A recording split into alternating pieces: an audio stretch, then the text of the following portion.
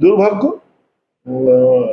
প্রথমে ইস্ট বেঙ্গলকে অভিনন্দন জানাই, ইস্ট বেঙ্গল ডুরান্ড চ্যাম্পিয়ন হওয়ার জন্য। এবং কপাল সাথে সায়েন্সকে কখনো আপনি অবজ্ঞা করতে পারেন না। ফুটবল খেলা সায়েন্সকে বাদ দিয়ে ফুটবল হতে পারে না। আজকে যে ট্রাভেল আমাদের করতে হয়েছে এবং ওই মাঠে গিয়ে ওখানে খেলে প্লেয়ারদের শরীরের যে অবস্থা ছিল, তবে এই শরীরের অবস্থা মানসিক জোর দিয়ে এটাকে ওভারকাম করতে হয়। আমি মনে করি সেখানে আমাদের টিম ব্যর্থ হয়েছে। মানসিক জোরটা আরো বেশি দরকার লাগে। যখন শরীর দেবে না তোমার, তখন মানসিক জোরটা আরো বেশি দরকার লাগে। সেখানে আমাদের দুর্ভাগ্য।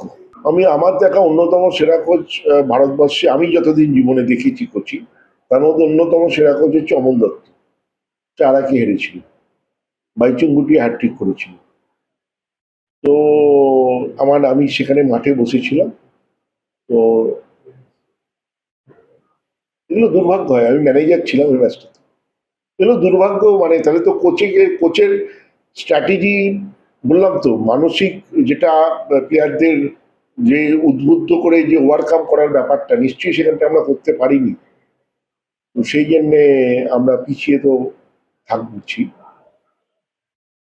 তো আমি একটা সিদ্ধান্ত নিয়েছি যে আমি কথাও বলেছি ম্যানেজমেন্টের সাথে যে আমরা আফটার কলকাতা লিগ শেষ হয়ে গেলে বিফোর আইএসএল আমরা কোনো একটা ভালো হল বুক করে, মানে কোয়েস্ট বা নন্দনের মতো হল বুক করে আমাদের 1911-র উপরে যে সিনেমাটা হয়েছিল, 11 বলে যে সিনেমাটা হয়েছিল, সেই সিনেমাটা আমরা টিমকে দেখাবো উইথ ইংলিশ সাবটাইটেল, পুরো টিমটাকে। এবং সেখানে তাদেরকে সেইটা দিয়ে আমরা বোঝানোর চেষ্টা করব মোহনবাগান কি, এবং পিছিয়ে থাকলেও মানসিক জোর দিয়ে কিভাবে ওভারকাম করা যেতে পারে। সেটা 1911-র হচ্ছে সবচেয়ে বড় নিদর্শন। সেইটা আমরা প্লেয়ারদের দেখাতে চাই। আমি কোম্পানির লোকেদের সঙ্গে কথা বলে নিয়েছি, তারা রাজি আছে। কলকাতা লিগটা শেষ হলে একদিন দিন দেখে এবং তাদেরকে বিকেলবেলা ডেকে তারপরে তাদের আমি ডিনারও দেবো প্লেয়ারদের। কিন্তু তাদেরকে আমাকে বোঝাতে হবে মোহনবাগান কি, এবং মোহনবাগানের হয়ে খেলবার যে মানসিক জোরটা দরকার লাগে সেটা তাদের মধ্যে আরো সঞ্চার করতে পারি। আমি তো বললাম অমল দত্তর সিদ্ধান্ত নিয়েও প্রশ্ন উঠেছিল, 4-1 ছিল, চুং বলেছিল, অমূল্যকে অমলেট বলেছিল, সে নিয়ে পরবর্তীকালে প্রচুর সমালোচনা হয়েছিল। তো এখন আমি সেই নিয়ে আলোচনা করে লাভ নেই। এখান থেকে ওভারকাম করতে হবে, ফিরে আসতে হবে, সেই চেষ্টা মোহনবাগান করবে। বরাবরই যেটা ওই যে মুকুল সিনহা বসে আছে, দেখাও, ওই যে বসে আছে আমাদের এক্সিকিউটিভ কমিটি মেম্বার। কালকে উনি মোহনবাগান টি শার্ট পরেই যাচ্ছিলেন। মুকুলদাকে জিজ্ঞেস করুন, উনি আক্রান্ত হয়েছেন কালকে ইস্টবেঙ্গল সমর্থকদের দ্বারা। আমার কাছে ভিডিও আছে মোহনবাগান বাসকে যেভাবে জুতো চটি দিয়ে মারা হয়েছে। এগুলো তো চলতে থাকছে, দুপক্ষরই দোষ। আমার মনে হয় এটা সমাজের অবক্ষয় হয়েছে। এটা খালি মোহনবাগান ইস্টবেঙ্গল বলে নয়। আপনি আজকে রাজনৈতিক চিত্র দেখুন, এ ওকে মার্ডার করছে, ও ওকে মারছে, ওখানে খুন হচ্ছে। এটা রাজনৈতিক অবক্ষয়। এটা খালি মোহনবাগান ইস্টবেঙ্গল সমর্থকরা তো আর আকাশ থেকে পড়েনি। এই সামাজিক যে চিত্র, তারই পাঠ।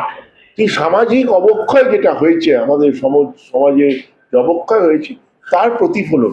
এটা নাথিং গেট। এর সঙ্গে মোহনবাগান ইস্টবেঙ্গলের খেলার আমি কোনো সম্পর্ক খুঁজে পাচ্ছি না।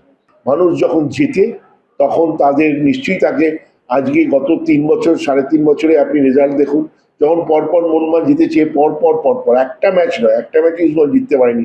আইএসএল এর দেখুন, আজকে রেজাল্ট দেখুন, আইএসএল এ 2টো ম্যাচ ওরা ড্র করেছে, বাকি সব ম্যাচ আমরা জিতেছি।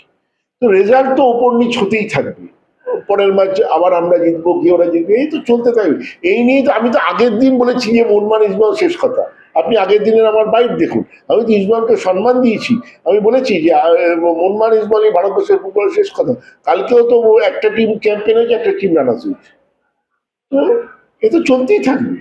জবাব উনি একবার দেবেন, জবাব মোহনবাগান একবার দেবে, এটাই। তবে এটার জবাবটা না থাকলে তো ভারতবর্ষের ফুটবল হারিয়ে যাবে। শুধু মোহনবাগানই একা জিতেই যাবে বছর পর বছর ধরে। জিতেছে, ওদের অভিনন্দন। নিতুদাকে তো বেশি করে অভিনন্দন। বছর অনেক দেরি আছে ভাই। আগে এই বছর সাস্টেন হই, আগে এই বছরে খেলি, আইএসএল খেলি, আইএসএল জিতি, তারপরে পরের বছর নিয়ে পরের বছর